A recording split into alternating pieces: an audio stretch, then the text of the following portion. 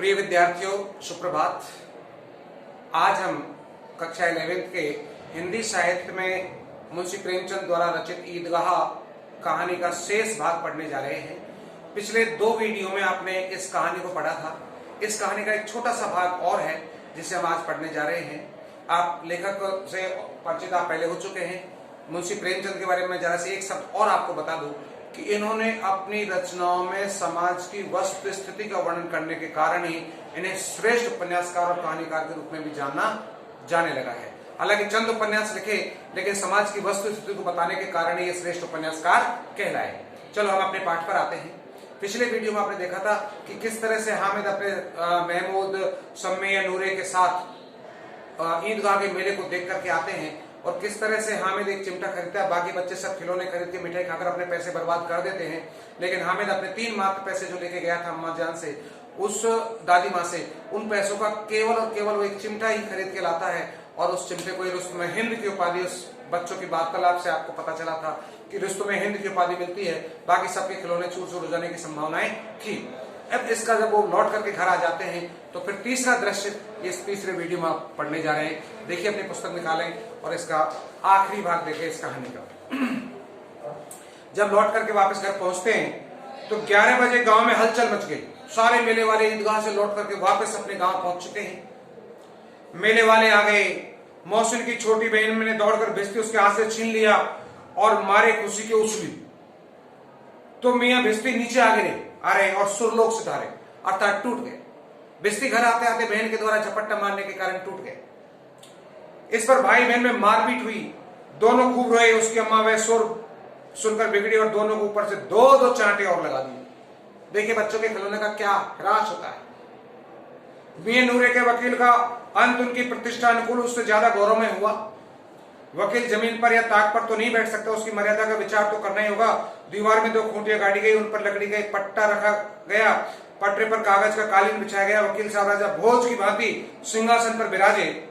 नूरेना ने पंखा चलना शुरू किया। अदालतों में खस की टट्टियां और बिजली के पंखे रहते हैं। क्या यह मालूम पंखा भी ना हो, कानून की गर्मी दिमाग पर चढ़ जाएगी कि नहीं। बांस का पंखा आया और नूरे हवा करने लगे। मालूम नहीं पंखे की हवा से या पंखे की चोट से वकील साहब स्वर्ग लोक से मृत्यु लोक में आ रहे हैं और उनकी माटी का चोला माटी में मिल गया।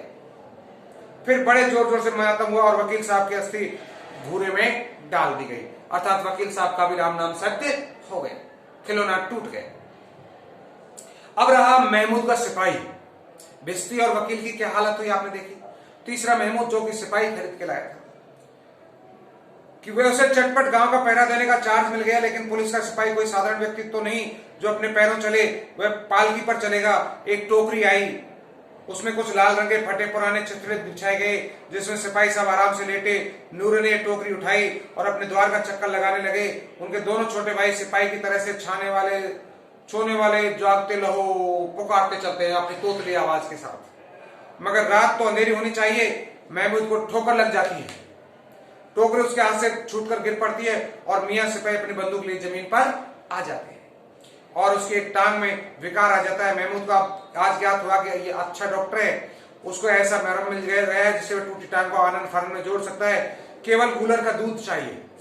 गूलर का दूध आता है, टांग जोड़ दी जाती है, लेकिन सिपाही का जो ही खड़ा किया जाता है टांग जवाब दे देती है। शल्य क्रिया असफल हुई। तब उसकी दूसरी टांग भी तोड़ दी जाती है। अब कम से कम एक जगह आराम से तो बैठ सकता है।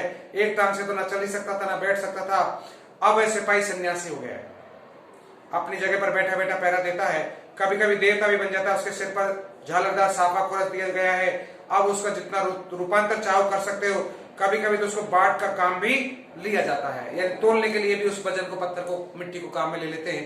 अदरवाइज वो सिपाही भी बेकार हो गया। अब मियां हामिद का हाल सुनो, जिसने एक रुस्तुम हिंद के रूप में चिमटा खरीदा था, यानी और दोस्तों के साथ जो खिलौने खरीदे उनकी क्या स्थिति हुई आपने देखी। तो प्यारे बच्चों, आप देखिए, हामिद के द्वारा खरीदा गया खिलौना या चिमटा जो मात्र 3 पैसे में, जो रुस्तुम हिंद की उपाधि भी रास्ते में अपने दोस्तों के साथ ले चुका था, उसका हाल सुनो। कि अब मियां हामिद का हाल सुनिए। अमीना उसकी आवाज सुनते ही दौड़ी, उसकी दादी मां, और उसे गोद में उठाकर प्यार करने लगी। सहसा उसके हाथ में चिमटा देखकर वह चौंक गई। ये चिमटा कहां था? हामिद बोला, मैंने मोल लिया है। क्या पैसे में? 3 पैसे दिए। अमीना ने छाती पीट ली कि मैंने मेरे बेटे को, इस बच्चे को खाने के लिए, मिठाई के लिए, खिलौने के लिए 3 पैसे दिए और उन 3 पैसों का इसने ना खिलौना खरीदा, ना कोई मिठाई खाई, ना कोई रेड चरखे पे झूला, ना कोई शरबत पिया और पूरे पैसे चिमटे खरीदने में खर्च कर दिए। ये कैसा बेसमझ लड़का है कि दोपहर हुआ, कुछ खाया ना पिया, लाया क्या? चिमटा। सारे मेले में तुझे और कुछ चीज ना मिली जो ये लोहे का चिमटा उठा लाया? दादी मां के द्वारा एक स्वाभाविक तौर पर अपने बच्चे को खाने के लिए पेश दी गई थी पैसे की, और उसका उसने कोई स्वाद नहीं लिया तो अम्मा को थोड़ा सा अटपटा लगा, तुमने बेटे खाया क्यों नहीं? हामिद ने अपराधी भाव से कहा, यानी अपने आप को जब अम्मा के द्वारा डांट दी गई, तुमने खाया क्यों नहीं, पिया क्यों नहीं, तो कहा तुम्हारी उंगलियां तवे से जल जाती थी इसलिए मैंने इसे लिया है। हामिद ने सहज भाव से अपना जवाब दे दिया कि हे दादी माँ, जब आप रोटी बनाती हैं तो तवे पर आपकी उंगलियां जल जाती थी, तो मुझे इस बात का ध्यान आया और आपकी उंगलियां ना जले इसलिए मैंने ये चिमटा खरीदा है। तो बुढ़िया का तुरंत स्नेह में बदल गया, एकदम दादी माँ का हृदय परिवर्तित हो गया।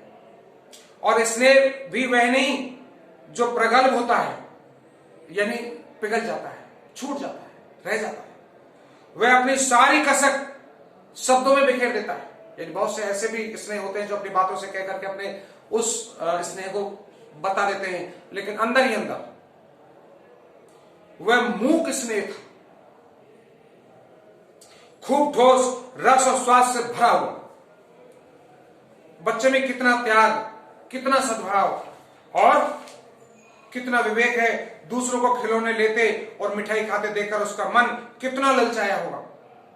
इतना जब्त इससे कैसे हुआ? वहां भी इसे अपनी बुढ़िया दादी का याद बनी रही। अमीना का मन गदगद हो गया। देखिए, समझने की बात है। स्नेह भी बहुत तरह के होते हैं। स्नेह में भी यदि बालक, दादी अम्मा यदि सामान्य तौर पर उसने करती तो वहीं बखान कर देती, अरे मेरा बेटा कितना प्यारा है, मेरा कितना ख्याल रखता है। लेकिन नहीं, अम्मा का हृदय तो अंदर ही अंदर से गदगद हो रहा था कि दादी माँ का एक पोते के द्वारा कितना ख्याल रखा गया है। ऐसे बालक भगवान सबको दे।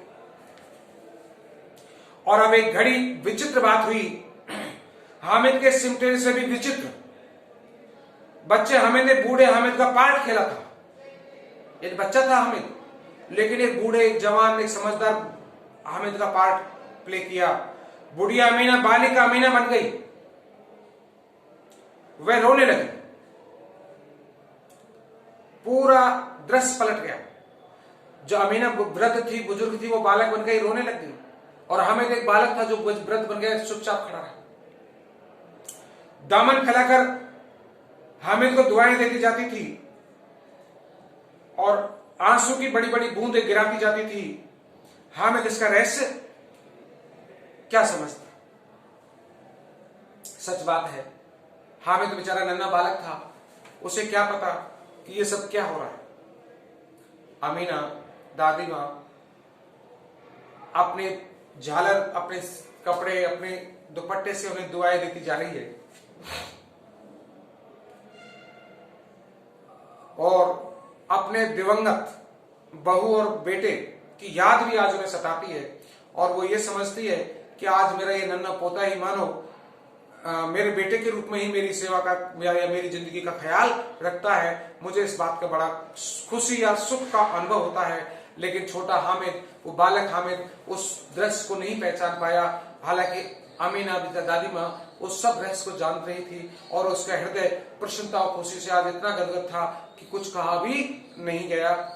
इस तरह से आपने देखा इस पाठ में एक नन्हा बालक हामिद कितने अच्छे से अपनी दादी माँ अमीना का ख्याल रखता है। और ऐसे सद्विचार, ऐसे भावनाएं, यदि हम इस तरह की कहानियों को हम जब देखते हैं तो हमारे मन में भी ऐसे सुखद विचार और अच्छी भावनाएं उत्पन्न होती हैं।